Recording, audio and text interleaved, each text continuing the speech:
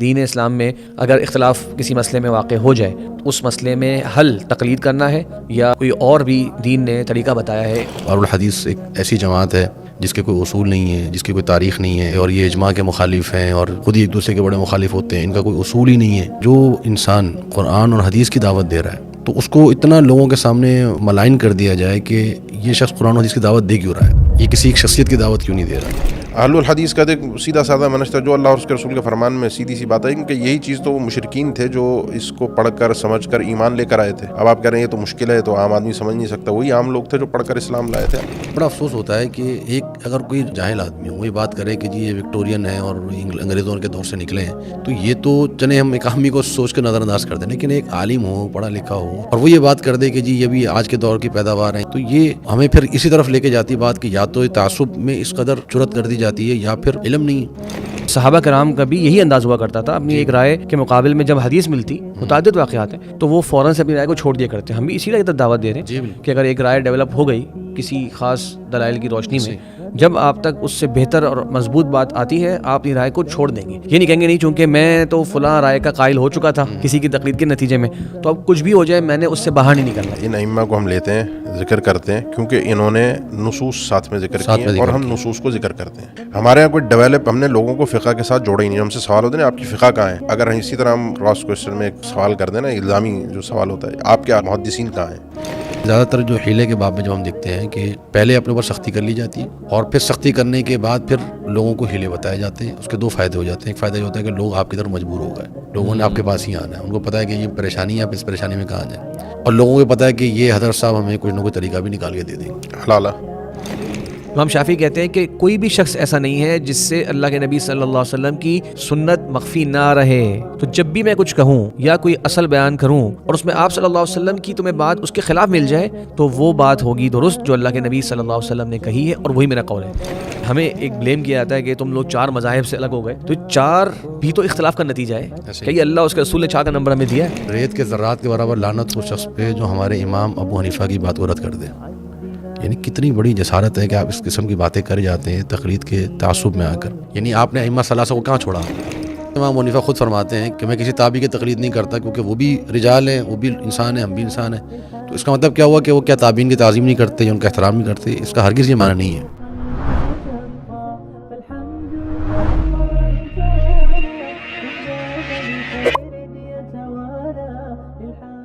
السلام علیکم ورحمۃ اللہ وبرکاتہ۔ بسم اللہ والحمد للہ والصلاة والسلام علی رسول اللہ وعلی آلہ وصحبہ ومن والا، اما بعد۔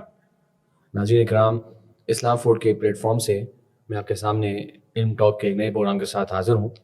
آج کے پروگرام میں ہمارے مہمان جو ہمارے ساتھ موجود ہیں وہ میرے دائیں طرف شیخ عثمان صفدر جو CEO ہیں المدینہ اسلامک ریسرچ سینٹر کے، وہ موجود ہیں، اور میرے بائیں طرف شیخ عبداللہ شمیم ریسرچ اسکالر المدینہ اسلامک ریسرچ سینٹر، وہ موجود ہیں۔ دین اسلام جس پر ہم اور آپ عمل کرتے ہیں، قدر استطاعت اس کو اپنانے کی کوشش کرتے ہیں، اس کے احکام و مسائل کہاں سے حاصل کی جاتے ہیں؟ مطلب ہم جانتے ہیں کہ اسلام میں جو حلال و حرام کے معاملات ہیں اس میں بعض مرتبہ اختلاف دیکھنے میں آتا ہے۔ ضروری نہیں کہ ہر مسئلے کے اندر ایک ہی رائے ہو، سب اس کو اپنا رہے ہوں۔ تو جب اختلاف ہو جاتا ہے تو پھر صحیح ترین بات کیسے معلوم ہوتی ہے؟ کیا اس کا حل یہ ہے کہ ہم تقلید کریں، اور پھر تقلید کسے کہتے ہیں؟ یا اس کا حل یہ ہے کہ ہم اجتہاد کی دعوت دیں؟ اجتہاد کیا ہوتا ہے؟ یا ان کے درمیان کی بھی کوئی راہ ہے؟ اس حوالے سے عام حضرات کے کافی سارے سوالات ہوتے ہیں کہ ہم دین اسلام میں جب اختلاف ہو جائے تو پھر کس طرح سے صحیح ترین بات کو اپنائیں اور صحیح ہماری اپروچ کیا ہونی چاہیے۔ بعض مرتبہ لوگ پوچھتے ہیں کہ جناب دنیا میں جو اہم معاملات ہیں اس وقت، جیسے فلسطین کا ایشو ہے اور بڑے بڑے معاملات جاری ہیں، آپ ان پر بات کریں۔ اس نوعیت کے مسائل جو کہ بہت پرانے ہیں، اس پر بات کرنے کی کیا ضرورت ہے؟ تو میں وضاحت کرتا چلوں کہ یقیناً ہر مسئلے کو اس کی جو اہمیت ہے، ضرورت ہے، اس کے حساب سے ہی ویٹیج دینی چاہیے، لیکن یہ مسائل بھی ہم سب کے عمل سے، ہماری عبادات سے، ہمارا جو دین کا تصور ہے اس سے متعلقہ ہے۔ تو یہ مسائل ہم اس مقصد سے نہیں کر رہے کہ کسی کو نیچا دکھا دینا، کسی کو اونچا کر دینا، نہیں، مقصد یہ ہے کہ ہمارے ذہن میں جو دین کا بتایا ہوا طریقہ ہے وہ صحیح انداز سے آ جائے۔ اور کچھ جو غلط فہمیاں آج کے زمانے میں اٹھائی جاتی ہیں، سوشل میڈیا پہ ہم لوگ دیکھتے ہیں، بعض اسکالرز حضرات بھی بعض مرتبہ کچھ اشکالات پیش کر دیتے ہیں صحیح رائے کے برخلاف، جو ہم سمجھتے صحیح رائے ہے، تو تاکہ ان کی وضاحت ہو جائے اور ہمیں درست موقف سمجھنے میں آسانی ہو جائے۔ تو ہمارا مقصد کوئی جھگڑے کا اظہار کرنا یا کوئی لمبی چوڑی بحثیں شروع کر دینا یہ نہیں ہے، بس ایک ٹاپک ہے، اس میں درست موقف کیا ہے. تو اس لیے ہم انشاءاللہ اس موضوع کو آج زیر بحث لے کے آ رہے ہیں. تو میں شروع کرتا ہوں شیخ عبداللہ آپ سے، اور ہم اس سے شروع کر دیتے ہیں کہ دین اسلام میں اگر اختلاف کسی مسئلے میں واقع ہو جائے تو آیا اس مسئلے میں حل تقلید کرنا ہے یا کوئی اور بھی دین نے طریقہ بتایا ہے اختلافی مسائل کو سمجھنے اور اس پر آگے بڑھنے کا؟ جی جزاکم اللہ خیرہ. الحمدللہ والصلاۃ والسلام علی رسول اللہ. اما بعد، دیکھیں اسلام کا جب آغاز ہوا تو جو انداز رہا مسلمانوں کا وہ یہ تھا کہ اللہ کے نبی صلی اللہ علیہ وسلم سے سوال کرنا، مسئلے کو وحی کی روشنی میں سمجھنا، اور اسی طریقے سے امت تعلیمات لیتی گئی اور چلتی گئی.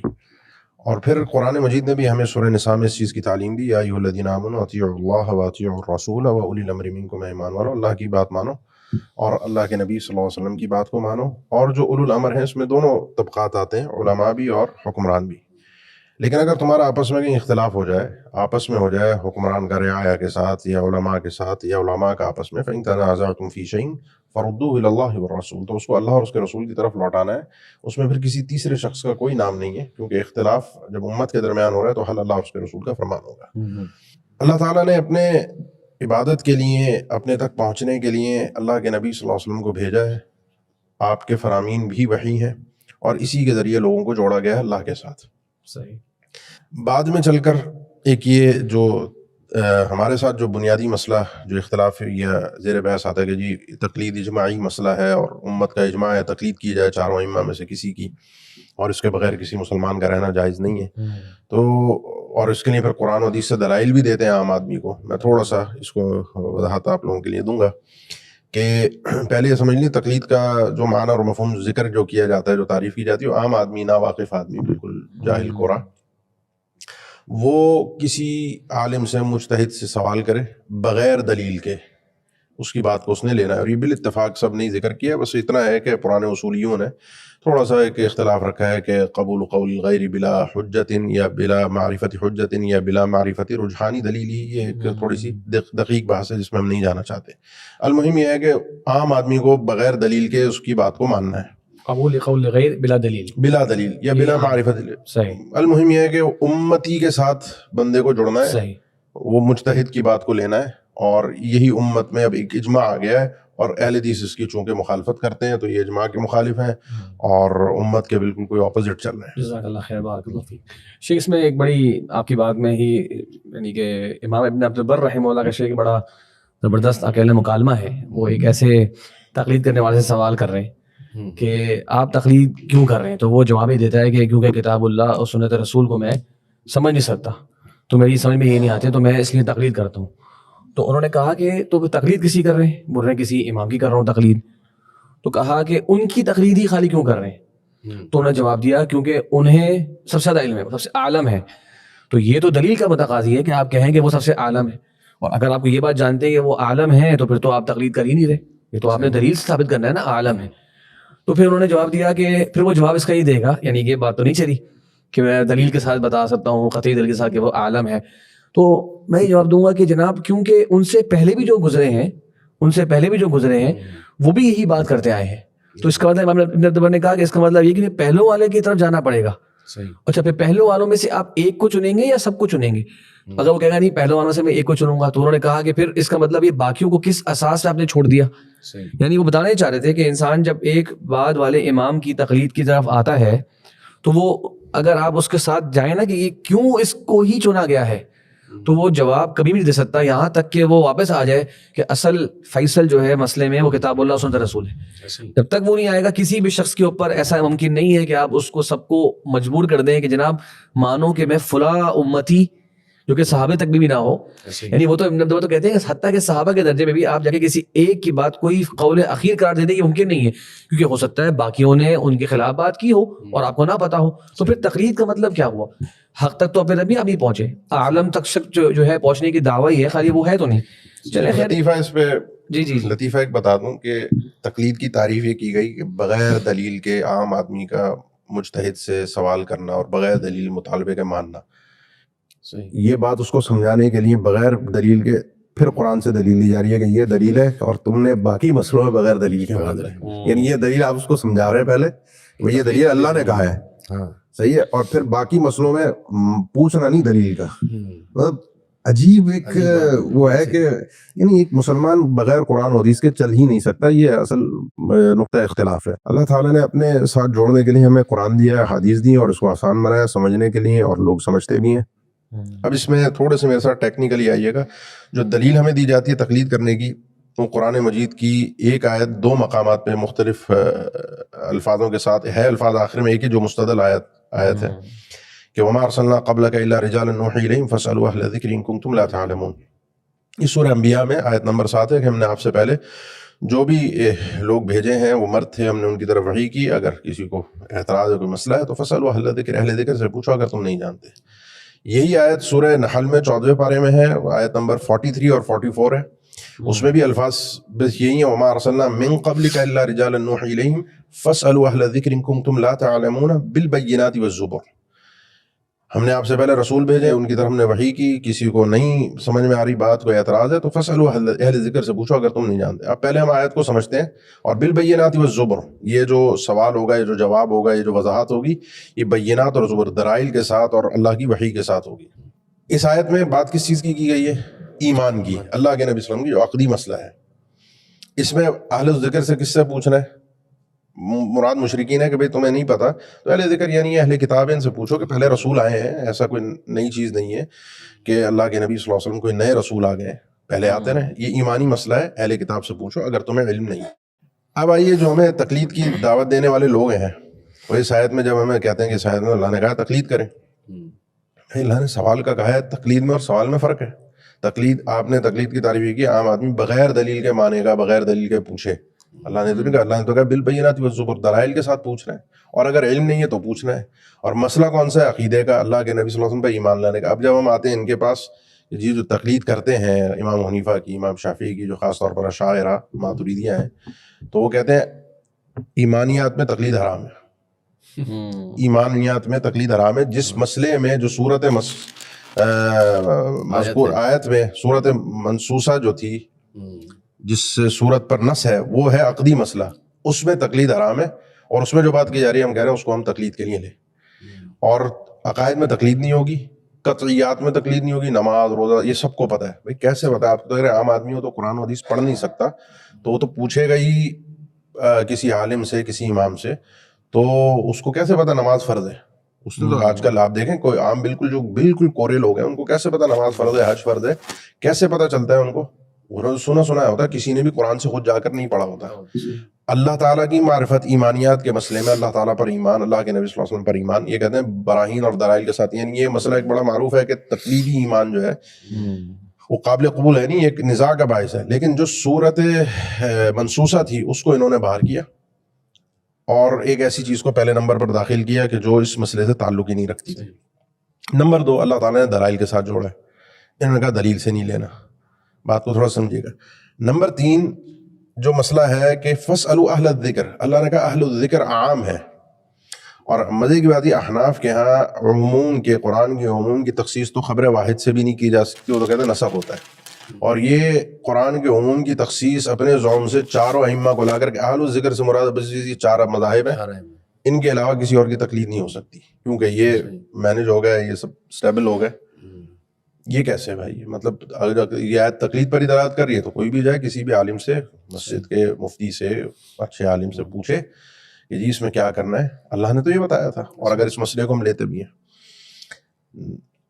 اہم ترین چیز یہ ہے کہ جو مسئلہ صورت نزاع ہے نا ہمارے اور ان میں, اس کو تھوڑا سا سمجھیے گا, وہ ہے دلیل. یعنی حتیٰ کہ جو تاریخ میں ائمہ تقلید کے مخالفت میں ایک نام ان کا اوپر رہا, جس میں ابن حزم کا نام ہے اور امام شوکانی رحمہ اللہ کا نام ہے. یہ جو شخصیات تھیں, انہیں تقلید کا بڑے جاندار انداز میں رد کیا, کیونکہ ان کے زمانے میں تو ایسی تعصبانہ تقلید تھی کہ ایک دوسرے سے, یہ شافعی اور حنفی ایک دوسرے سے نکاح بلکہ قتل و غارت گری جو خطیب بغدادی نے ذکر کیا ہے کہ اس مسلکوں کی بنیاد پر تو انہوں نے ایک ادھم مچا کے رکھا ہوا تھا. اور دور قریب تک بھی جو ہے حرم میں 4 الگ ایک ہی وقت میں جو ہے نا 4 مصلی الگ الگ نمازیں. یعنی اب جو یہ ائمہ ہے نا, یہ حتیٰ کہ ابن حزم بھی کہتے ہیں کہ اگر خالی یعنی عام اتنا عام آدمی کورا ہے, آپ کم سے کم دلیل تو دیں، اس کو یہ بتائیں کہ جی یہ مسئلہ ہم نے استدلال کیا ہے، یہ یوں کرنا ہے، اور اللہ کے نبی کا فرمان یہ ہے، اللہ تعالیٰ کا فرمان یہ ہے. اس بندے کو آپ دلیل کے ساتھ جوڑیں. اگر آپ یہ سمجھتے ہیں کہ آدمی دلیل سمجھ ہی نہیں سکتا یا دلیل پہ چل نہیں سکتا، تو کم از کم اتنا تو کریں کہ اس کو کہ اللہ اور اس کے رسول کے فرمان میں یہ ہے. آپ کم سے کم جوڑیں تو صحیح اس کے ساتھ. ہمارے یہاں کیا ہے کہ آپ فرد کی بات کو لیں بس. امام نے کیا کہا اس سے، اور اسی لیے آپ دیکھیں آج کے دور میں، آج کل تو نیٹ ہے، آپ کسی بھی فتوے کو سرچ کریں، فقہ حنفی کے جو مشہور ان کے دارالفتاء ہیں، تو فتویٰ دینے کے بعد فتاوی شامیہ میں یہ ہے، فتاوی عالمگیری میں یہ ہے، فتاوی اس میں یہ ہے، فتاوی اس میں یہ ہے. یعنی پہلے مسئلے کا جواب ہوگا یہ صورت یوں ہے، حرام ہے، حلال ہے، یہ صحیح ہے، ناجائز ہے، جائز ہے، اور ہمارے فتاوی یا ہماری کتابوں میں فقہ کی یہ عبارت ہے. یعنی وہ بندہ فقہ کی عبارتیں سمجھ لے، لیکن وہ بندہ قرآن و حدیث آپ دلیل دے کر آپ اس کو نہیں بتا سکتے. یہ بنیادی اصل نقطہ اختلاف تھا. اب مسئلہ یہ ہے کہ بہت سارے مسائل ایسے ہیں کہ جن میں تقلید کی آپ یہ کہہ تو رہے ہیں کہ جی منصوصہ اور عقدی مسائل اور قطعی مسائل، ان میں تقلید نہیں ہے. اب ایک میں مثال اکثر مشہور مثال ہے کہ امام حنیفہ کے نزدیک مدت رضاعت 2.5 سال ہے. اب کیا کسی آپ یعنی کم علم آدمی کو بھی بتائیں گے کہ قرآن مجید کی آیت یہ ہے، ترجمہ تو سمجھ سکتے ہیں نا آدمی کہ والوالدات یرضعن اولادہن حولین کاملین لمن اراد ان یتم الرضاعہ، اتنی یعنی تاکید کے ساتھ کہ پورے 2 سال مدت رضاعت ہے جس میں رضاعت کے احکامات ثابت ہوں گے. امام صاحب نے کہا جی 2.5 سال ہے. ہونا تو چاہیے تھا کہ جی اللہ کے فرمان کے آگے تو کسی کی نہیں چلنی. اب اس کے لیے ادھر ادھر کی وحملہ وفصالہ 30 شہرا ادھر ادھر کے جی امام صاحب کے. اچھا آخر میں کیا ہوتا ہے، امام صاحب کے پاس کوئی نہ کوئی دلیل ہوگی تبھی انہوں نے بات کی ہے. ہم کہتے ہیں ہوگی یقیناً، کیونکہ کوئی بھی شخص اپنی ہوا پر ایسا امام تو اپنی خواہشات پر تو نہیں عمل کر سکتا. لیکن امام نے جب دلیل دی نہیں، ان کے ذہن میں تھی، تو میں امام کی اتباع کا پابند نہیں ہوں، میں اللہ کے احکامات کو ماننے کا پابند ہوں. یعنی اللہ کے نبی صلی اللہ علیہ وسلم جو کہیں یہ اتھارٹی صرف ان کے پاس ہے، جو وہ کہیں گے اس کو بلا دلیل مانا جائے گا، ان کو خود دلیل ہے. اس کے علاوہ امت میں کسی شخص کے پاس یہ اختیار نہیں ہے. پھر ان ائمہ نے خود رجوع کیا کئی مسائل کے اندر زندگی میں، اور ابھرا پڑا ہے. آخری اہم بات جو بڑی قابل غور ہے، اور وہ یہ ہے کہ ان ائمہ نے جو مسائل بیان کیے تو یہ مذہب بعد میں ڈیولپ ہوئے سارے کے سارے. ان میں ترجیحات کے سلسلے آئے، ہر ایک مذہب میں محققین آئے. پھر مذہب جو ڈیولپ ہوا، جو احناف کے ایک مشہور اصطلاح مفتیٰ بہ قول، اس میں کئی ایک مسائل ایسے ہیں جو امام حنیفہ کی رائے کے مخالفت میں اس کو مفتیٰ بہ قول، یعنی امام حنیفہ کی طرف مذہب منسوب ہے، ان کی رائے اس مسئلے میں کچھ اور ہے، مذہب کسی اور رائے کے اوپر قاضی ابو یوسف کی، امام محمد کی، ظفر کی، ان کی آراء کے اوپر. یعنی امام اعظم کی بات کو آپ نے خود چھوڑ دیا، تو یہ کیا چل کیا رہا ہے، آپ تھوڑا سا سمجھیے گا. آپ کے بعد کے محققین نے کیا کہ امام اعظم کو چھوڑ دیا. آخری بات جو آج کے دور کی ہے، وہ میں صرف یہ کہہ دوں کہ الحمدللہ آپ نے کہا کہ عام آدمی سمجھ نہیں سکتا، عام آدمی کو قرآن و حدیث کیسے بیان کیا جائے، وہ کیسے، لیکن سوشل میڈیا نے آج آپ کا یہ سارا بھرم ختم کر کے رکھ دیا. کیونکہ آج سب کے سب سوشل میڈیا پہ بیٹھ کے جتنے متعصب، غیر متعصب، مقلد، غیر مقلد لوگوں کو دلائل ہی دے رہے ہوتے ہیں کہ یہ اللہ کے قرآن میں یہ ہے، حلالہ کے لیے ہے، نکاح طلاق ثلاثہ کی یہ دلیل ہے، فلاں صحابی نے یوں کیا. یعنی جب آپ یہ کہتے ہیں عام آدمی سمجھ ہی نہیں سکتا، تو عام آدمی کو آپ دلیل دے کیوں رہے ہیں؟ آپ سوشل میڈیا پہ جب دلیل دینے کے لیے آ گئے تو بس یہ پہلا جھگڑا تو ہمارا ختم ہو گیا کہ آپ نے جب اللہ اور اس کے رسول کے فرمان کے ساتھ جوڑ دیا. اب مسئلہ یہ ہے کہ ترجیح کی بات آ جاتی ہے کہ آپ کی دلیل راجح ہے نہیں، اس بندے کو تھوڑا سا علم کے میدان میں اترنے دیجیے. پھر ایک مسلک کے ساتھ جوڑنا اور اس طریقے کے ساتھ کہ جس میں خود امام صاحب کے اقوال کو چھوڑ کر دوسری چیزوں پر. تو بات میری تھوڑی سی لمبی ہو گئی سمجھنے والوں کے لیے. میں بس خلاصہ کر دوں کہ اللہ تعالیٰ نے سوال کا کہا ہے، تقلید کا نہیں کہا. ان چاروں مذاہب سے تقلید کا نہیں کہا. فَاسْأَلُوا أَهْلَ الذِّكْرِ، اس آیت میں اللہ تعالیٰ نے ایمانیات کے مسئلے کو ذکر کیا، اللہ کے نبی صلی اللہ علیہ وسلم کے، جس پر تقلید کو مقلدین ہی حرام کہتے ہیں کہ عقائد میں ایمانیات کے مسئلے میں تقلید کرنا حرام ہے. پھر ان ائمہ نے خود رجوع کیا ہے. پھر کسی سے بھی سوال کیا جا سکتا ہے، اور سب سے اہم ترین مسئلہ جو ہمارا مسئلہ ہے وہ ہے کہ دلیل کے ساتھ، قرآن و حدیث کے ساتھ جوڑنا. کیونکہ تقلید کی تعریف یہی ہے کہ بغیر مطالبہ دلیل کے اس کو ماننا کہ جو امام کہہ دے، جو عالم کہہ دے، بس وہ مجتہد جو کہہ دے وہ حرف آخر ہے. تو یہ بات جو ہے وہ درست نہیں ہے. دلیل کے ساتھ آپ جوڑ دیں گے، اللہ اور اس کے رسول کے فرمان کے ساتھ. ہمارا اختلاف اور نزاع یہی ہے. گفتگو آگے بڑھاتے ہیں شیخ صاحب. پھر ہم یہ تو ہم سمجھ گئے کہ جو تقلید ہے اس کی کیا کانسیپٹ ہے، اور اہل تقلید جو دلائل دیتے ہیں اس کا شیخ صاحب نے ماشاء اللہ ذکر بھی کیا کس طرح سے ان آیات سے استدلال درست نہیں ہے، اور یہ کہ جو ان کی طریقہ کار ہے اس سے مسئلے کا حل نکل نہیں رہا. وہ بیسکلی کتاب و سنت کی اتباع سے ہو نہیں رہی وہاں پہ. تو ہم شیخ اس کے مقابل میں ہم کیا سمجھتے ہیں کہ کیا درست طریقہ ہونا چاہیے کتاب و سنت سے مسائل اخذ کرنے کا، اور ہمارا الحدیث کا اس میں کیا منہج ہے، اور کیا ہم واقعی کوئی اصول ضابطے کے بغیر ہی کتاب و سنت سے مسائل اخذ کرنے کی دعوت دے رہے ہیں؟ یعنی ہم تقلید سے تو لوگوں کو منع کر دیا، چلے پھر ہم کس طرف لوگوں کو لے کے جانا چاہتے ہیں اور کیا صحیح نظریہ ہونا چاہیے دین سمجھنے کا؟ اس سے میں آپ کی بات کو آگے بڑھاؤں گا کہ وہ جیسے آپ نے ذکر کیا نا کہ اطیعوا اللہ اطیعوا الرسول ان تنازعتم فی شیء فردوہ الی اللہ والرسول کی جو آیت ہے، تو ہمارے ایک بڑے حضرت ہیں، بڑے مشہور آج کل وہ، تو انہوں نے ذکر کیا اور میں جسارت پہ حیران ہوں کہ اگر تم اللہ اور اس کے رسول کی طرف لوٹ بھی جاؤ، یعنی آیت میں حکم یہ ہے کہ اگر تم کسی چیز میں اختلاف ہو تو اللہ اور اس کے رسول کی طرف لوٹا دو. تو وہ حضرت یہ فرما رہے تھے کہ اگر آپ اللہ اور رسول کی طرف لوٹا دیں اور پھر بھی فیصلہ نہ ہو تو کیا ہوگا؟ میں یہ کہتا ہوں کہ اللہ رسول کی طرف لوٹانے کے باوجود بھی اختلاف باقی رہتا ہے. میرا یہ دعویٰ ہے. ایسے موقع پہ تقلید کی جاتی ہے جب اللہ رسول کی طرف ایک دفعہ لوٹا دیا، کچھ مسائل تو اتفاق ہو جائے گا، اختلاف ختم ہو جائے گا، کچھ مسائل ایسے پھر بھی اختلاف ختم نہیں ہوگا. پھر اس میں کیا کرنا ہے؟ اس میں ہم کہتے ہیں ایک فقہ کو فالو کرو، دوسرے کو برا نہ کہو.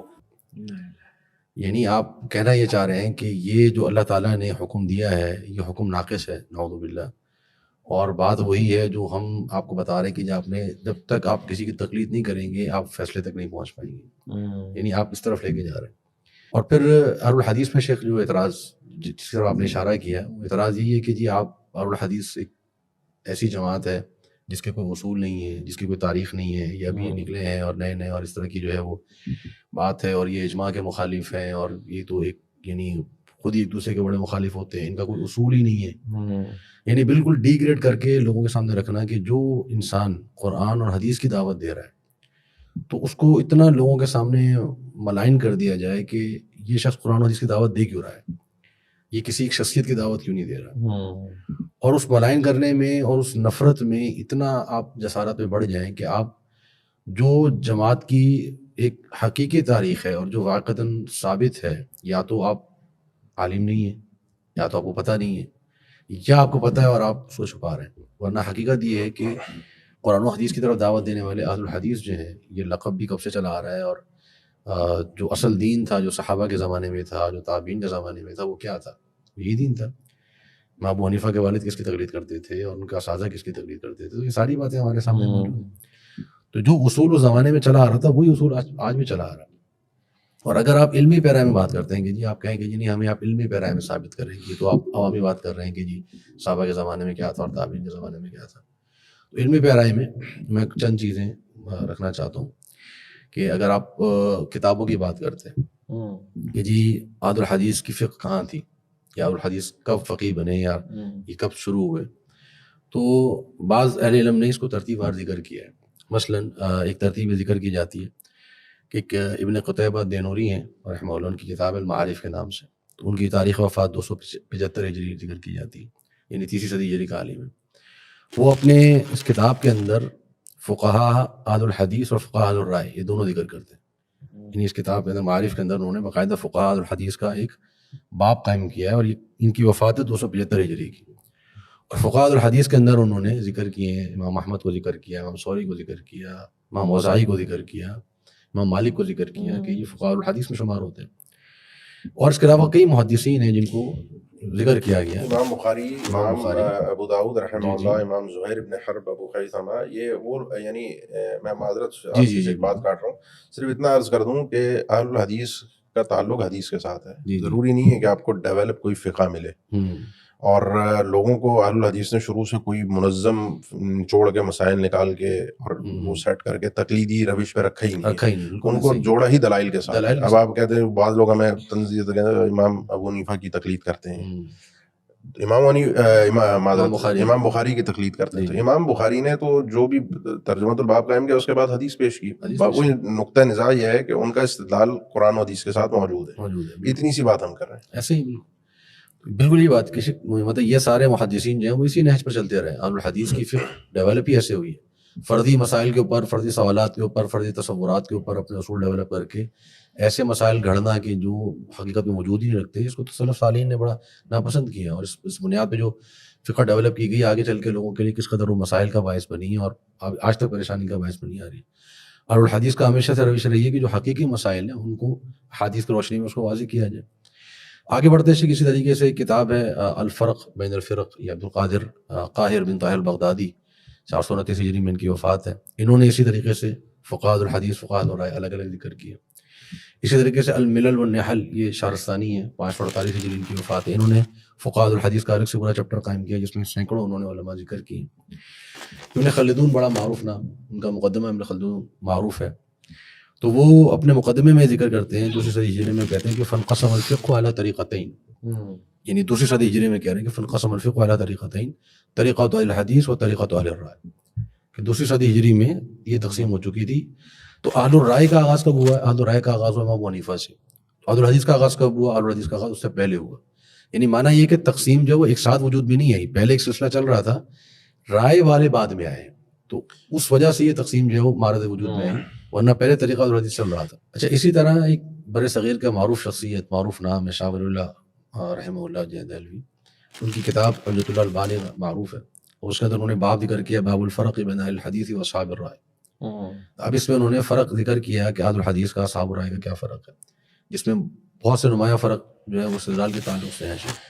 وہ اگر میں چاہوں تھوڑا سا آپ اس کو ذکر کریں۔ مطلب بنیاد تو شیخ وہ یہ آغاز جو ہوا جی، اہل الحدیث کی جو سوچ تھی وہ تو یہی تھا کہ نصوص سے استدلال کرنا، نصوص اسلام، مسئلہ کو یہ ہے تو قرآن و حدیث سے جو صحابہ کو منہج اللہ کے نبی صلی اللہ علیہ وسلم نے دیا کہ نصوص سے استدلال کرنا۔ بالکل ایسے۔ اہل الرائے بنی اسی لیے کہ انہوں نے نصوص کے بجائے زیادہ اعتماد اپنی رائے پر کیا، قیاس، عقیسہ اور احادیث کا، خاص طور پر جب یہ اہل الرائے منظم ہوئے جی جی، اور خبر واحد کے حوالے سے جو نے اصول طے کیے اور ان کے ردود کے لیے، تو اس میں ان کو چھوڑ کر وہ زیادہ تر قیاس کی طرف گئے اور زیادہ تر اپنی رائے پر، اپنے اجتہادات پر، نص سری، جیسے ابھی میں نے ایک مثال دی 2 سال دودھ پلانے کی نص سری ہے، اب اس میں 2.5 سال کے استدلال کی ضرورت کیا ہے، مطلب اس میں اندر گھسنے کی اور اس میں رائے پیدا کرنے کی ضرورت کیا ہے۔ اہل الحدیث کا سیدھا سادہ منہج تھا جو اللہ اور اس کے رسول کے فرمان میں سیدھی سی بات ہے، کیونکہ یہی چیز تو وہ مشرکین تھے جو اس کو پڑھ کر سمجھ کر ایمان لے کر آئے تھے۔ اب آپ کہہ رہے ہیں یہ تو مشکل ہے، تو عام آدمی سمجھ نہیں سکتا، وہی عام لوگ تھے جو پڑھ کر اسلام لائے تھے۔ اب اس میں تفقہ ہے، اللہ جس کو زیادہ گہرائی عطا فرما دے، تو استدلال قرآن و حدیث سے ہی ہوتا ہے۔ بالکل ایسے۔ تو جب وہ آپ نے اس کو ردود کے لیے فرضی مسائل اور چیزوں کو ایک رائے کو مقدم کرنا نصوص کے اوپر، یہ ایک بنیادی بڑا جوہری فرق ہے اہل الحدیث کے استدلال میں اور اہل الرائے کے، جو کہ شروع سے چلے آ رہے ہیں۔ یعنی یہ نام شروع سے ہیں، جو لوگ یہ کہتے ہیں نا یہ وکٹورین اور یہ وہ اس طرح کی فضول باتیں، ورنہ پڑھے لکھے لوگ جانتے ہیں ان کے کہ یہ 2 منہج استدلال یہ شروع سے چلے آ رہے ہیں، اور یہ اہل الحدیث اسی منہج پر ہیں۔ یہ اصل اختلاف جو ہے منہج استدلال کا، اور یہ بھی جو شوشہ بیچ میں چھوڑ دیا گیا تھا کہ جی اہل الحدیث جو ہے یہ ایک تحریک ہے احناف کی، اور وہ ان سے نکلیں اور وہی ہیں۔ بہرحال تو یہ شیخ اسی میں بڑا افسوس ہوتا ہے کہ ایک اگر کوئی عامی آدمی ہو نا، کوئی جاہل آدمی ہو، وہ یہ بات کرے کہ جی یہ وکٹورین ہے اور انگریزوں کے دور سے نکلے ہیں، تو یہ تو چلے ہم ایک عامی کو سوچ کے نظر انداز کرتے ہیں، لیکن ایک عالم ہو، پڑھا لکھا ہو، اس نے تاریخ کی کتابیں پڑھی ہوئی ہوں، فقہ اس نے پڑھی ہوئی ہو، اس کو پتہ ہو کہ کس کس طریقے سے فقہ مرتب ہوئی ہے، اور وہ یہ بات کر دے کہ جی یہ بھی آج کے دور کی پیداوار ہیں یا ابھی ایک صدی کی پیداوار ہے، تو یہ ہمیں پھر اسی طرف لے کے جاتی ہے بات کہ یا تو تعصب میں اس قدر جرأت کر دی جاتی ہے، یا پھر علم نہیں اور وہ اس منصب پہ آ کے بیٹھ گئے جو ان کے مناسب نہیں تھا۔ اب جو آپ نے فرق ذکر کیا ہے، شاہ اللہ رحمہ اللہ نے یہ فرق ذکر کیا حجۃ البالغہ کے اندر، یعنی آج سے سمجھیں کہ 300 سال قبل کا یہ جتنے لوگوں نے موجود ہے۔ تاریخ پر بات کی ہے، ذکر کیا ہے، جتنے نام آپ نے ابن خلدون کے اور دیگر کے جو مورخین کے نام ذکر کیے، مطلب ان کے نام سعید ابن مسیب تابعین کے دور سے شروع کرتے ہیں، صحابہ کے دور سے، کہ استدلال کا منہج تھا مدینہ کے اندر، حجاز کے اندر استدلال کا یہ صافی منہج تھا۔ ایک اہل الرائے پیدا ہوئے کوفہ میں، پھر وہاں سے یہ آگے اور ان کے ساتھ لوگ شامل ہوتے ہیں۔ تو شیخ اگر ہم اس کو آنی کے اس کے اصول پر لے جائیں تو ہم بہرحال اصطلاحات کے بعد کے دور کی بات سے ہم شروع کر دیا، تو ورنہ تو الحمدللہ ہم یہ ذکر کر سکتے ہیں بہت سی مثالیں کہ صحابہ کرام کا بھی یہی انداز ہوا کرتا تھا، اپنی ایک رائے کے مقابل میں جب حدیث ملتی، متعدد واقعات ہیں، تو وہ فوراً سے اپنی رائے کو چھوڑ دیا کرتے ہیں۔ ہم بھی اسی طرح دعوت دے رہے ہیں کہ اگر ایک رائے ڈیولپ ہو گئی کسی خاص دلائل کی روشنی میں، جب آپ تک اس سے بہتر اور مضبوط بات آتی ہے، آپ اپنی رائے کو چھوڑ دیں گے۔ یہ نہیں کہیں گے نہیں چونکہ میں تو فلاں رائے کا قائل ہو چکا تھا کسی کی تقلید کے نتیجے میں، تو اب کچھ بھی ہو جائے میں نے اس سے باہر نہیں نکلنا۔ یعنی آج کل کا بندہ یہ سمجھے کہ جو ہمارے معاشرے کے اندر جس تقلید کی دعوت دی جا رہی ہے وہ یہ دی جا رہی ہے، چاہے جتنی دلائل بھی آپ کو آپ کے اس مذہب کے اگینسٹ مل جائیں، آپ نے مذہب کو نہیں چھوڑنا، کیونکہ مجتہد جو ہے وہ الگ ہی چیز تھے، اور ان کے پاس یقیناً اتنے مضبوط دلائل ہوں گے کہ یہ جو دلیل تمہیں نظر آ رہی ہے نا بظاہر اگینسٹ جاتی ہوئی، اس کے کوئی نہ کوئی جوابات ہوں گے. اور شیخ یہ تو مطلب اگر تھوڑی گہرائی میں جائے تو یہ تو فرق باطنیہ والے جو آراء ہوتی تھی نا، ان کے بھی یہ تھا کہ امام جو ہیں خاص ان کو ہی پتا ہوتا ہے شریعت کے بارے میں. یہ تو میں لگ رہا ہے نماز یہ ہے، روزہ یہ ہے، حقیقت میں تو یہ کچھ اور چیزیں، اگر آپ غلوف میں چلے جائیں تو غلوف میں چلے جائیں گے تو یہ والی باتیں بھی کل کو جسٹیفائی کرنی پڑیں گی. جی جی بالکل ایسے ہی. اب اس میں یہ اعتراض بھی سامنے آتا ہے کہ جی یہ اہل الحدیث کی فقہ مرتب کہاں پر ہے؟ یہ تو ہم نے ذکر کر دیا اصحاب الحدیث موجود رہے یا فقہ اہل الحدیث موجود تھے، تو مرتب کہاں پر ہے؟ تو مرتب کے تعلق سے بھی جو علماء جنہوں نے اس چیز کو جمع کیا ہے وہ بھی ذکر کرتے ہیں کہ مثلا پہلے جو سلسلہ اس کا آغاز ہوا وہ جو مسانید جو لکھی گئیں اور خاص طور پر جو مصنفات لکھی گئی ہیں جس میں صحابہ کی فقہ کو جمع کیا گیا ہے، تو وہ مصنفات کا لکھنا ہی ہے. یعنی اس کے اندر جو ان کا صحابہ کا جو عمل ذکر کیا گیا، ان کی جو آراء ذکر کی گئی، جو انہوں نے استدلال استنباط کیا حدیث سے، وہ یہی مصنفات، مصنف ابن شیبہ ہے، مصنف الرزاق ہے، کتاب العقیدہ، یہ ساری اس کے اندر موجود ہیں. اچھا اسی طریقے سے ایک اور کتاب جو بھی ذکر کی جاتی ہے، بلکہ میں اس سے پہلے ذکر کروں گا جو کتب الحدیث ہے، جیسے شیخ نے اشارہ کیا امام بخاری ہیں، امام مالک مالک ہیں، ان کی جو استنباطات ہیں وہ کیا ہیں. پھر امام ترمذی رحمہ اللہ کی اگر ہم بات ہو لے لیں، اب امام ترمذی رحمہ اللہ جو ہے وہ اپنی جامع کے اندر حدیث ذکر کرنے کے بعد اس کے جو مسائل اس پر گفتگو کرتے ہیں. اب اس کے اندر وہ باقاعدہ ذکر کرتے ہیں اصحابنا کے الفاظ. اب اصحابنا کا مطلب کیا ہے؟ ٹھیک ہے نا. بلکہ ایک حدیث جو ہے اس کی اگر آپ مجھے اجازت دیں میں آپ کو اس کی میں چاہوں گا کہ میں عبارت پڑھ لوں. تو ایک حدیث ہے وہ جو جناب معاذ بن جبل کی جو حدیث ہے کہ وہ آ کے وہ پڑھا کرتے تھے، نماز پڑھایا کرتے تھے آ کے. تو امام ترمذی رحمہ اللہ فرماتے ہیں والعمل على هذا عند اصحابنا الشافعي واحمد واسحاق قالوا اذا اما الرجل والقوم في المكتوبه وقد كان صلى قبل ذلك ان صلاه من تم به جائزه واحتجوا بحديث جابر في قصه معاذ وهو حديث صحيح. کہ اس پر ہمارے اصحاب کا عمل ہے، اور اصحاب سے مراد کون ہے؟ امام شافعی، امام احمد بن صاحب. اور پھر وہ آگے ذکر کرتے ہیں کہ اگر اس شخص نے پہلے فرض پڑھ لی ہو تو آگے اگر وہ کسی اور کی امامت کراتا ہے تو یہ جائز ہے. پھر آگے قول جو اس کے اندر وہ ذکر کرتے ہیں کہ اہل الرائے کے ہاں یہ چیز ناجائز ہے. یعنی اصحابنا میں اور اہل الرائے میں انہوں نے فرق کیا ہے اس معاملے میں، اور کئی مسائل کے اندر ہے. اسی طریقے سے اگر ہم باقاعدہ فقہ کی بات کریں تو امام ابن المنذر رحمہ اللہ کی کتاب ہے الاوسط کے نام سے، اس میں انہوں نے اسی طریقے سے باب قائم کیے، دلائل ذکر کی، اس میں اقوال اہل العلم کا ذکر کی. اور امام ابن المنذر کا بھی میں ایک قول ذکر کرنا چاہوں گا. ایک مسئلے کے اندر کہتے ہیں کہ واختلفوا في رجل دخل دار قوم فاخذ شاة فذبحها واخرجها فقال الطائفة اذا كانت قيمة ما اخرج من لحمها ما يقطع في اليد فقطعت يده. كذلك قال مالك بن انس وسفيان الثوري والشافعي وابو الثور وقال اصحاب الرأي. اب یہ پورا قول ذکر کرتے ہیں. مطلب مسئلہ یہ ہے کہ جی اگر ایک شخص آتا ہے اور آ کے کسی کی بکری چوری کرتا ہے اور پھر اس کو ذبح کر دیتا ہے اور پھر اس کا گوشت لے جاتا ہے، تو امام مالک، امام شافعی اور دیگر فقہاء کی رائے یہ ہے کہ وہ اس کا ہاتھ کاٹا جائے گا. اگر وہ گوشت اتنا ہے کہ اس کی قیمت جو ہے وہ چوری کی قیمت تک پہنچتی ہے تو اس کا ہاتھ کاٹا جائے گا. اور کہتے ہیں وقال اصحاب الرائے، اصحاب الرائے کہتے ہیں کہ جی اس کا ہاتھ نہیں کاٹا جائے گا. ٹھیک ہے نا. اب یہاں پہ انہوں نے اصحاب الرائے کا فرق الگ کیا اور باقی علماء کا فرق الگ کیا. اب یہ فقہ المقارن کی ایک مثال ہے جو کہ چلتی ہے محدثین کے ہاں کہ وہ کئی علماء کے اقوال ذکر کرتے ہیں اور کسی مذہب معین کی تقلید کو واجب قرار نہیں دیتے، بلکہ وہ دلائل کے ساتھ چل رہے ہوتے ہیں. لیکن ایک چیز جو واضح نظر آ رہی ہوتی ہے وہ نظر آ رہی ہوتی ہے کہ اصحاب الحدیث کو ذرا نمایاں الگ کیا جاتا ہے اور فقہ اہل رائے کو الگ ذکر کیا جاتا ہے. تو عموماً امام شافعی، امام مالک، امام احمد اور سفیان ثوری اور اس سے پہلے امام اوزاعی اور سعید المسیب جو تابعین میں ہیں، تو ان کے اقوال کو زیادہ تر جو اصحاب الحدیث میں ذکر کیا جاتا ہے. بالکل یہ چیز معروف ہے اہل علم کے ہاں. اس کا مطلب کیا ہوا؟ اس کا مطلب یہ ہوا کہ جی آپ فقہ الحدیث کی ہم بات کر رہے ہیں.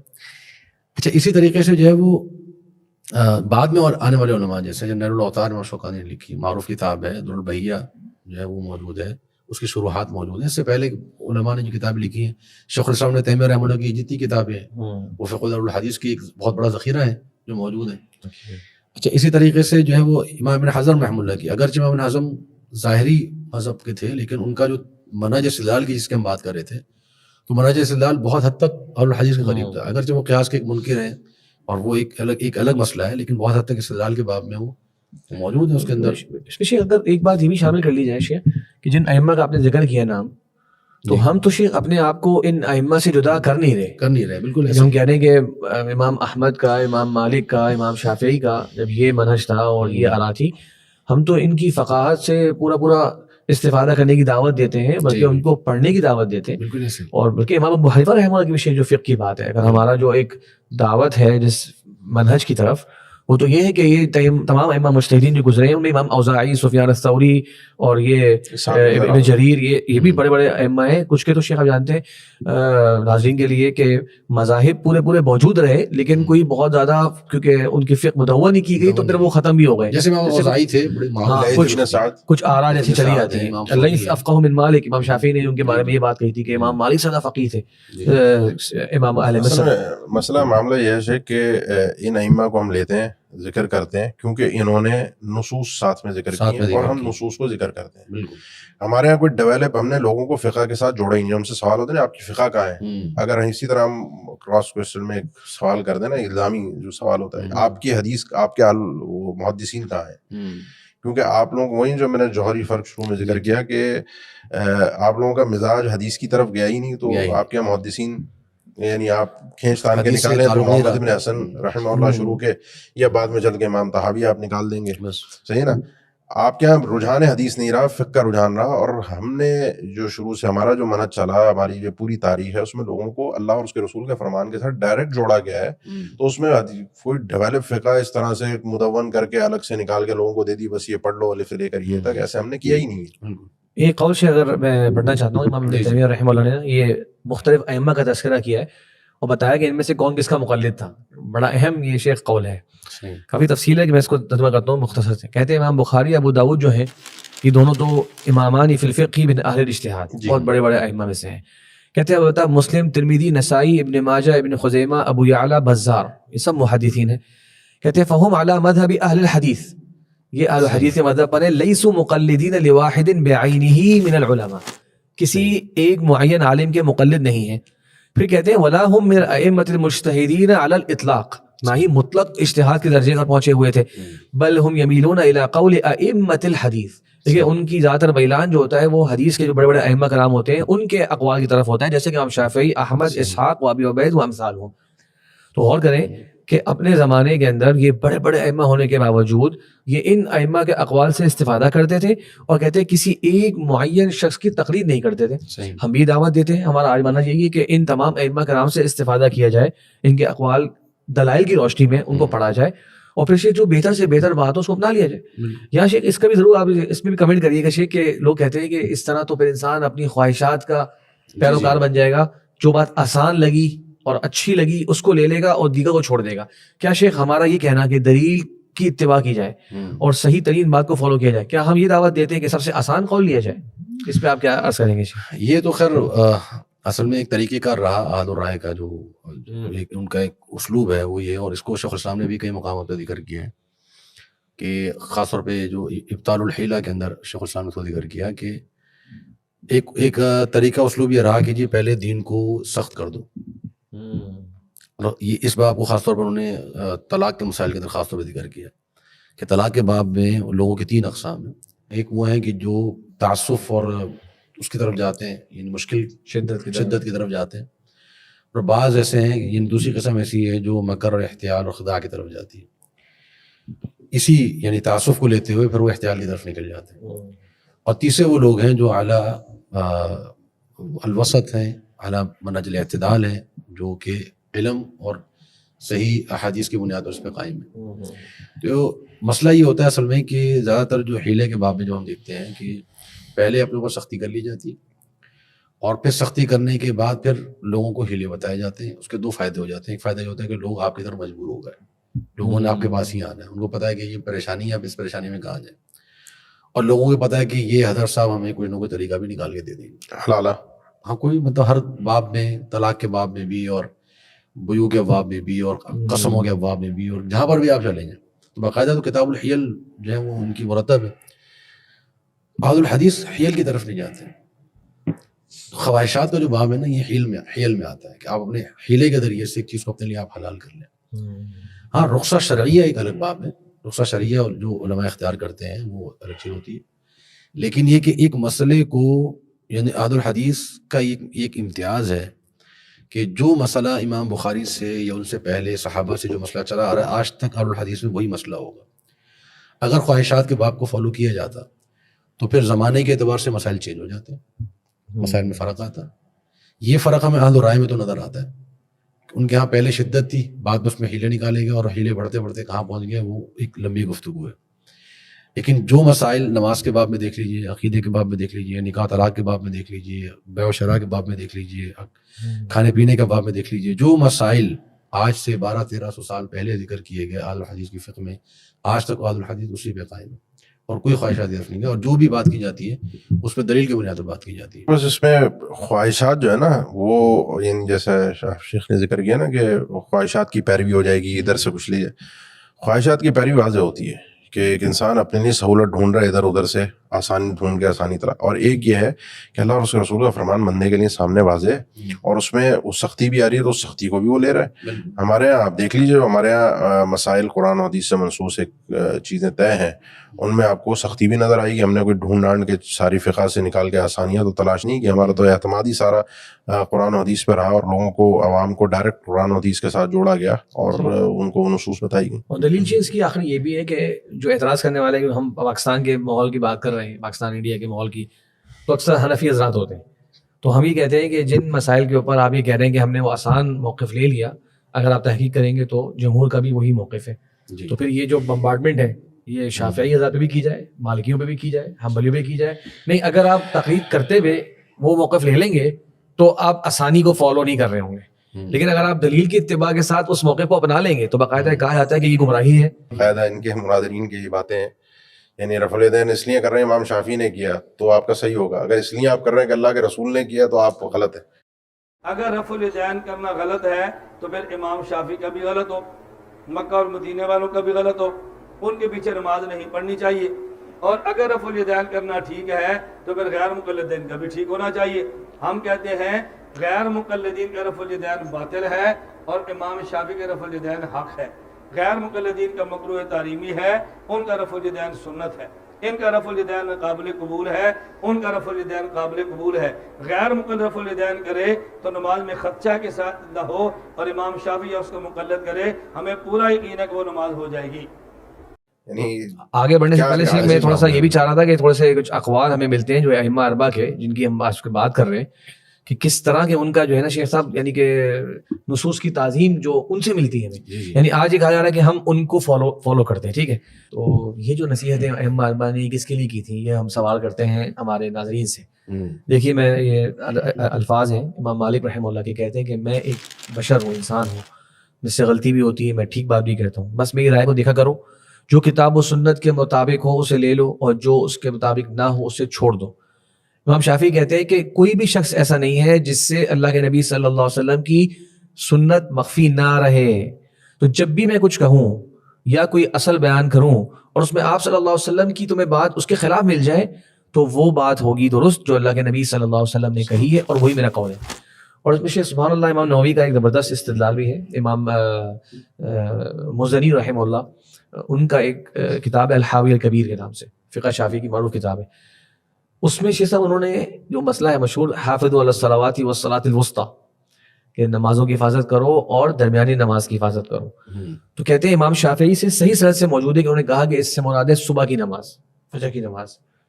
اور پھر کہتے ہیں اور امام شافعی سے یہ بات بطور بسر صحیح ثابت ہے کہ اگر حدیث صحیح ہو جائے تو وہ میرا مذہب ہے, اور اس بارے میں صحیح حدیث موجود ہے کہ اس سے مراد ہے عصر کی نماز, تو امام شافعی کا یہی مذہب ہوگا.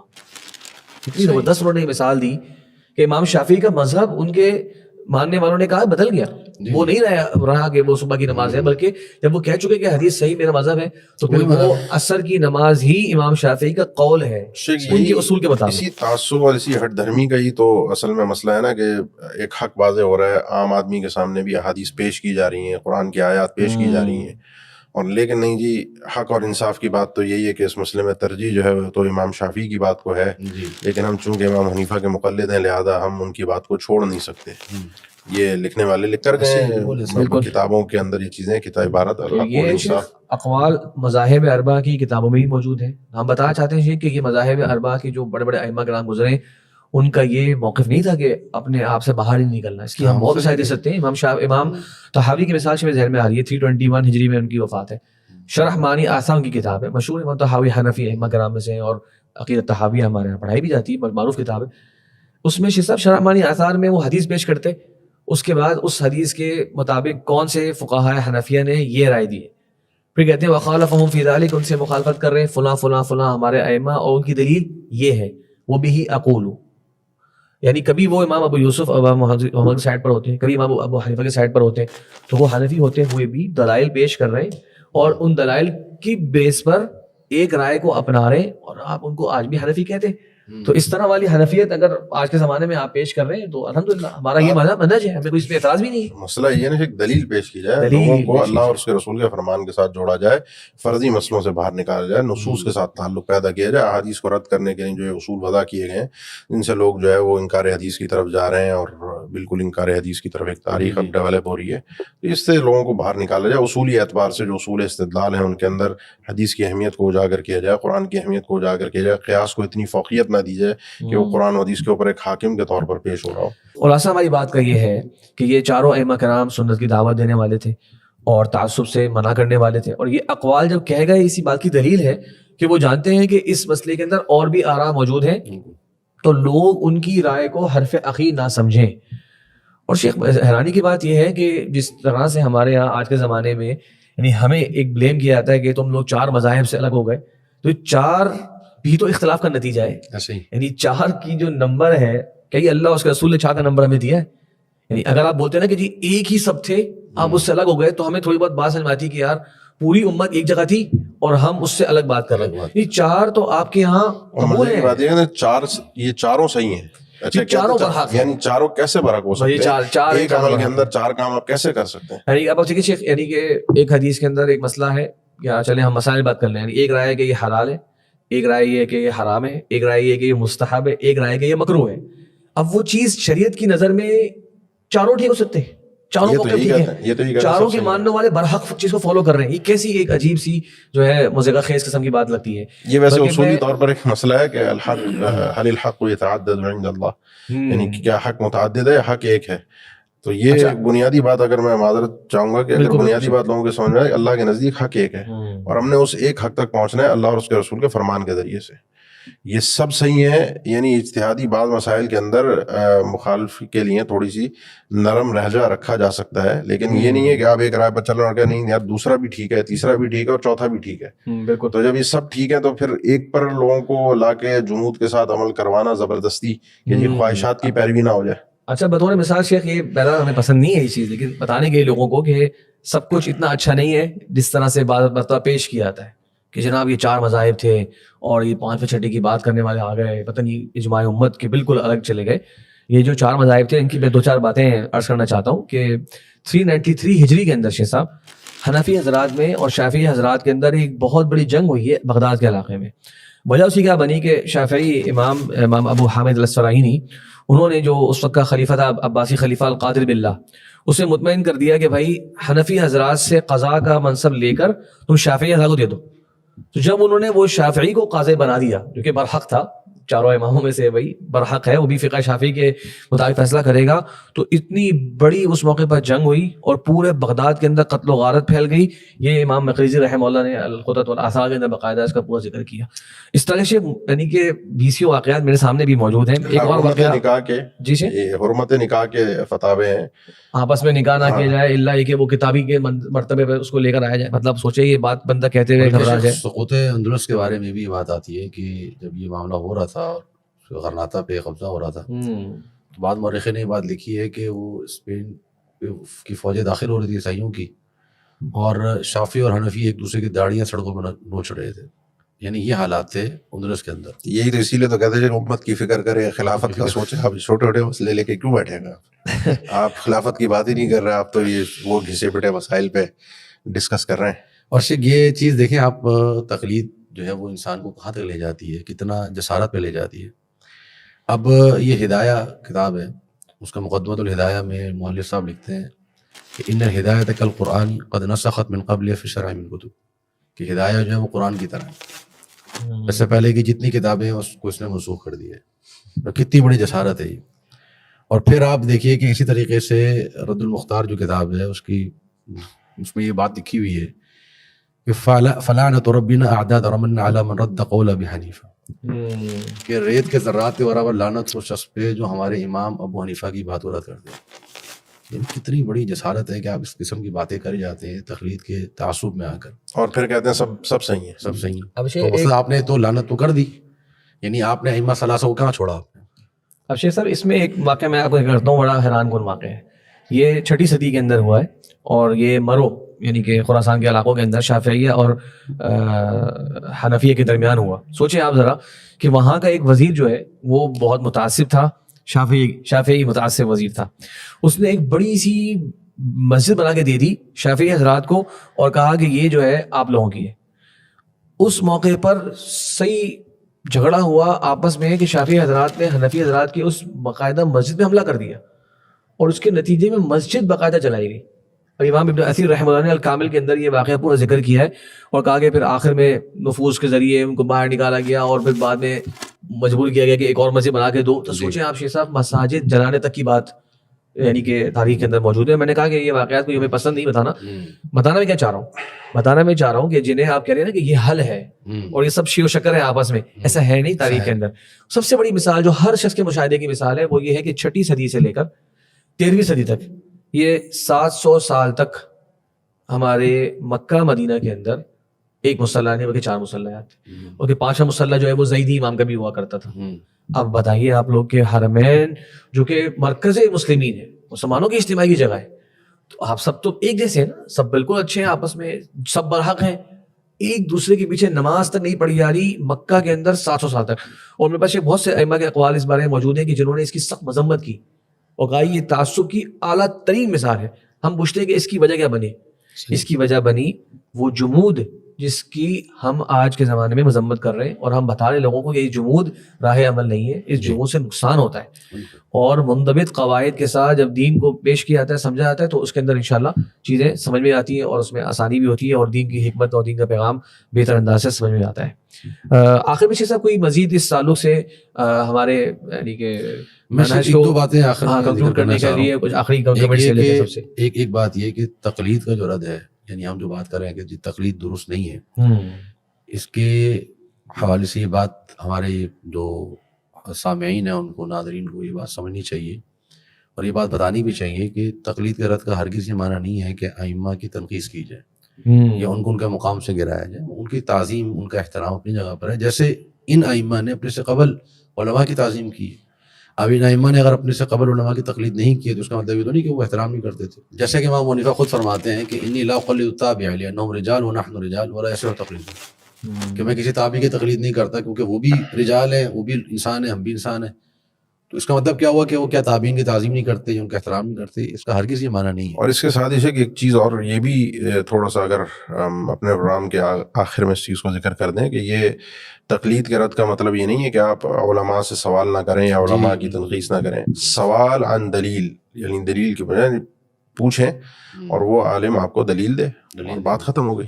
لیکن آپ پوچھیں اور یہ کہا جائے کہ نہیں جی امام صاحب کا بس یہ کہنا ہے، امتی کو اس طرح سے معصوم بنا کر اور قابل اتباع بنا کر پیش کرنا، اصل نقطہ اختلاف یہ ہے اور اس کا ہم رد کرتے ہیں. ان کا احترام تعظیم اپنی جگہ اور ہر ایک کی تعظیم اپنی جگہ. جو امام مالک رحمہ اللہ فرمایا کرتے تھے کل یؤخذ من قوله ویرد الا صاحب هذا القبر، کہ ہر ایک کی بات کو لیا بھی جا سکتا ہے، چھوڑا بھی جا سکتا ہے، اس کا میزان دلائل ہیں. لیکن یہ جو مدینہ میں ہوتے تھے اللہ کے رسول کے حجرے کی طرف کے یہ جو شخصیت اس وقت یہاں قبر مبارک میں موجود ہیں، ان کی بات کے لیے یہ معیار نہیں کہ چھوڑا بھی جا سکتا ہو اور لیا بھی جا سکتا ہو. ان کے لیے صرف یہی ہے کہ لیا جا سکتا ہے، دوسرا کوئی آپشن نہیں ہے. اور یہ ہم کسی امتی کو دے دیں کہ جی بس ہمارے ہاں یہ بات آ گئی، اور اس پہ یہ اصل میں نقطہ اختلاف ہے. اور الحمدللہ آج یہ مفتی طارق مسعود صاحب اور دوسرے ان کے جو سوشل میڈیا پہ آتے ہیں، اب وہ جب دلائل دے رہے ہیں، قرآن و حدیث بیان کر رہے ہیں، اس کا مطلب پبلک کو سمجھ میں آ رہی ہے بات، قرآن و حدیث سمجھ میں آ رہا ہے. تو آپ پبلک کو اترنے دیں، قرآن و حدیث سمجھنے دیں، اپنے فتاویٰ میں ذکر کریں قرآن و حدیث کیا ہے، تاکہ لوگ اللہ اور اس کے رسول کے فرمان کے ساتھ جڑیں، امتیوں کے اقوال سے نکل کر. ان کا احترام اپنی جگہ، ان کی کاوشیں اپنی جگہ، لیکن اللہ نے اپنے تک پہنچنے کا راستہ قرآن و حدیث دیا ہے، تو آپ اس میں رکاوٹ نہ بنے. اس میں ایک لطیفہ بھی پیش کیا جاتا ہے، ہمارے عرب میں کافی چلتا تھا جو اس تمذہب کے وہاں پہ جو مشائخ قائل ہیں اور بڑی شدت کے ساتھ، اور بعض وجوب کی حد تک ہیں، بعض جواز کی حد تک ہیں کہ مذہب لازمی اختیار کیا جائے کوئی نہ کوئی چاروں میں سے ایک. تو کہتے ہیں ایک بندے نے، ایک خاتون نے ایک عالم سے سوال کیا کہ اس مسئلے میں رائے بتاؤ کیا حل ہے، اور اس نے کہا کہ اس میں رائے مالک ذکر کروں یا قرآن و حدیث ذکر کروں؟ تو خاتون نے کہا نہیں، رائے مالک ذکر کرو، کیونکہ جو قرآن و حدیث تم ذکر کرو گے وہ تمہاری رائے ہوگی، اور تمہاری رائے سے بہتر کیا ہے؟ مالک، امام مالک کی رائے رحمہ اللہ. اب بات ویسے تو دیکھنے میں سننا بڑی دلچسپ لگی کہ ہاں یار، یعنی آپ کے آج کے دور کے کسی مولوی مفتی کی بات سے بہتر تو پرانے امام مالک، امام شافعی، امام ابو حنیفہ رحمہ اللہ، ان کی رائے بہتر تھی. آج کا مفتی یہ رائے دے رہا ہے. بات یہ ہے کہ امام مالک کی بھی جو رائے ہے، اگر وہ قرآن و حدیث ساتھ میں آپ لگا کر دے رہے ہیں، ساتھ پیش کر رہے ہیں کہ امام مالک کا استدلال تھا، یہ آیت تھی، حدیث تھی، تو الحمدللہ چلیں وہ مرجو بھی ہو لیکن دو تو صحیح. اب وہ جو عالم اپنی رائے پیش کرے گا تو یہ اس کا معنی یہ ہو گیا کہ امام مالک معصوم ہیں، ان کی جو بھی آراء ہیں ان پہ کوئی انگلی نہیں اٹھا سکتا. یہ تو بات امام مالک کہہ کر گئے، یہ اعزاز تو صرف اللہ کے نبی صلی اللہ علیہ وسلم نے. تو امام مالک کی آراء ہماری سر آنکھوں پر ہیں، امام شافعی کی آراء سر آنکھوں پر ہیں، امام حنیفہ کی آراء، امام احمد کی آراء سر آنکھوں پر ہوتی ہیں. لیکن جہاں کہیں ان کی مخالفت آ جائے، اور یہ معصوم لوگ نہیں ہیں، کہیں ان سے کوئی خطا ہوئی ہے کئی اجتہاد مسائل کے اندر، اور امت کو بعد میں پتہ چل رہا ہے، اور دوسرے امام ان کی غلطیوں کو واضح کر رہے ہیں. یعنی ہم نہیں کر رہے، امام ابو حنیفہ کی مخالفت امام شافعی کر رہے ہیں، امام احمد ہی کر رہے ہیں، امام مالک ہی کر رہے ہیں، اور امام مالک کی مخالفت دوسرے ائمہ کر رہے ہیں، اور وہ اپنے دلائل دے رہے ہیں، تو ہم تو وہی پیش کر رہے ہیں، دلائل کی روشنی میں بات کر رہے ہیں. ہم کوئی اپنی خواہش کی روشنی میں بات نہیں کر رہے، اپنے آسانیاں ڈھونڈنے کے لیے بات نہیں کر رہے. تو ان ائمہ کی مخالفت جب دوسرے ائمہ ہی کر رہے ہیں، ان کا استدلال، ان کا رد، ان کے فہم کا رد، تو ہم تو صرف اللہ اور اس کے رسول کے فرمان کے ساتھ جوڑتے ہیں. ڈائریکٹلی آ جائیں، ان ذریعوں کو چھوڑ دیں. اسی پہ شیخ ایک اور اس پہ اینڈ کر لیتے ہیں انشاءاللہ اس بات پہ. وہ بھی ایک مشہور شبہ ہے. کچھ لوگ کہتے ہیں جی اختلافی مسائل میں انکار نہیں کرنا چاہیے، یہ تو مسائل اختلافی ہیں. تو بہتر بات یہ ہے کہ کہا جائے کہ اجتہادی نوعیت کے مسائل میں انکار نہیں ہے، اور اس میں فرق کرنا ضروری ہے جی، کیونکہ اختلاف جو ہے وہ حق و باطل کے درمیان بھی ہوتا ہے. بالکل. تو اس کے اندر جیسے کہ اب آپ صلی اللہ علیہ وسلم کی پل صراط کے بارے میں، قیامت کے بارے میں، حوض کے بارے میں احادیث ہیں، بہت سے لوگوں نے اس کا انکار کیا. تو ہم یہ نہیں کہیں گے کہ چونکہ اس میں اختلاف ہے تو انکار نہیں کرے گا، نہیں، یہاں پہ واضح صریح نصوص جب موجود ہیں تو یہاں پر انکار بھی کیا جائے گا. اس جیسے آپ نے کہا ہے کہ ہم اگلی نصوص کی جسے کہتے ہیں نا آج کے زمانے کی انٹینسٹی دیکھ کر اپنا موقف بناتے ہیں کہ نصوص واضح ہیں، کثرت کے ساتھ ہیں، سلف امت سارے سے قائل رہے ہیں، پھر ایک شخص آ کے اس کے اندر ابہام پیدا کرنے کی کوشش کرے، اس پر انکار سخت انداز میں ہوگا. یہ شروع میں جو بات کہی تھی قطعی مسائل میں جو ان کا کہنا ہے قطعی مسائل میں تقلید نہیں ہے اور عقدی مسائل میں تقلید نہیں ہے، اس کا وجہ یہ ہے کہ اس میں اختلاف قابل قبول نہیں ہے. اب حلالہ کا انشاءاللہ تذکرہ آگے بھی آئے گا، اس کے اندر کتنی ساری سخت احادیث ہیں. اچھا، استسقاء کی نماز آپ صلی اللہ علیہ وسلم نے پڑھائی ہے، صحیحین میں اس کی احادیث ہے، صحابہ کرام کو پڑھائی ہے، ایک شخص آ کے اس کا انکار کر دے. یہاں پر ہم جا کے کہیں گے کہ یہ آپ کا موقف حدیث کے واضح طور پہ خلاف ہے. جی، لیکن مثال کے طور پہ شیخ صاحب یہ مسئلہ آتا ہے کہ مثال کے طور پہ خاتون کو بغیر شہوت کے چھو لینے سے وضو ٹوٹتا ہے یا نہیں ٹوٹتا، وطر کے پہلے قنوت وطر جو ہے وہ رکوع سے پہلے کی جائے، رکوع کے بعد کی جائے، رکوع کے بعد ہاتھ باندھنے نہیں باندھنے. کچھ مسائل ایسے ہوتے ہیں واقعی اجتہادی نوعیت کے ہوتے ہیں، اس میں نصوص اتنے واضح نہیں ہوتے کہ کسی ایک موقف کو بڑے شد و مد سے بیان کیا جائے. وہاں الحمدللہ ہم دوسروں کی رائے کا احترام بھی کرتے ہیں، وہاں پر ان کو مارجن دیتے ہیں. تو ایسا نہیں کہ ہم ہر مسئلے کے اندر کوئی ایک ہی طرح کی اپروچ رکھتے تو ہیں. اس قاعدے کا دلائل کو دیکھتے ہوئے معنی کیا نکلا کہ لا انکار فی مسائل خلاف، جو آپ نے کہا کہ یہ قاعدہ ہی درست نہیں ہے. لا انکار فی مسائل الاجتہاد ہے، اور لا انکار کا مطلب یہ بھی نہیں ہے کہ آپ اگلے کو سمجھائیں گے نہیں، اگلے کے سامنے دلائل نہیں پیش کریں گے یا سمجھنے کی کوشش نہیں کریں گے. لا انکار کا مطلب صرف یہ ہے کہ لا تکفیرہ ولا تبدیع ولا تفسیقہ. بالکل یہ جو مسائل اجتہادیہ ہیں نہ ان میں تکفیر کی جاتی ہے مخالف کی، نہ تفسیق کی جاتی ہے اور نہ تبدیع کی جاتی ہے. اس کو تھوڑا سا مارجن دیا جاتا ہے. اور انکار کا مطلب یہ نہیں کہ سمجھایا نہیں جائے گا، گفتگو نہیں کی جائے گی، وہ تو اہل علم نے کی ہے. بالکل تو یہ صرف مسائل اجتہاد کے اندر صرف یہ مارجن ہوتا ہے. باقی جو قطعی مسائل ہیں ان کے اندر ایسا نہیں ہے کہ وہ بالکل کھلی چھوٹ بھی کر سکتے ہیں، آپ اگلے پر سمجھا سکتے ہیں کہ آپ باقاعدہ حدیث کی مخالفت کر رہے ہیں. چلیے شیخ صاحب، میرے خیال سے انشاءاللہ اس موضوع پہ کافی اصولی گفتگو ہو گئی ہے، اور مجھے امید ہے کہ ہمارے ناظرین کو انشاءاللہ ایک تصور ان مسائل کے حوالے سے اور کیا اپروچ ہونی چاہیے، اور ہمارا کس طرف جو ہے لوگوں کو دعوت دیتے ہیں، ہم لوگ کس فقہ کی طرف دعوت دیتے ہیں، امید ہے یہ اچھی طرح سے واضح ہوا ہوگا. بہرحال اس موضوع کا ایک اگلا حصہ یقیناً باقی ہے، اور وہ ہے کہ جو ہمارے سامنے 4-5 مسائل خاص طور پہ آج کل ہائی لائٹ کیے جاتے ہیں. میں ذکر کر دیتا ہوں، مثال کے طور پہ طلاق ثلاثہ کا مسئلہ ہے. کیا ایک مجلس کی دی ہوئی 3 طلاقیں وہ 1 کاؤنٹ ہوتی ہیں یا 3 کاؤنٹ ہوتی ہیں؟ اسی طریقے سے موضوع پر مسح کرنے کا مسئلہ ہے.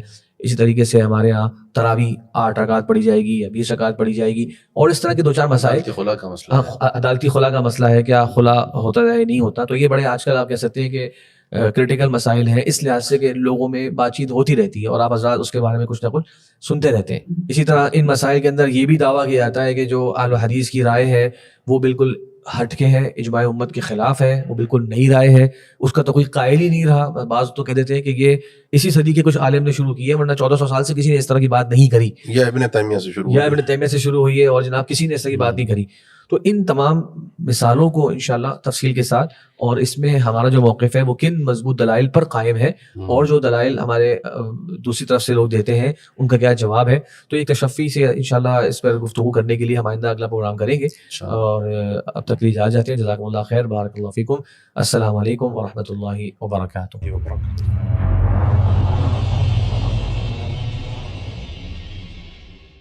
Don't forget to like, share and subscribe. منہج السلف میڈیا، آپ کا ایک شیئر کسی اور کے لیے ہدایت کا ذریعہ بن سکتا ہے انشاءاللہ.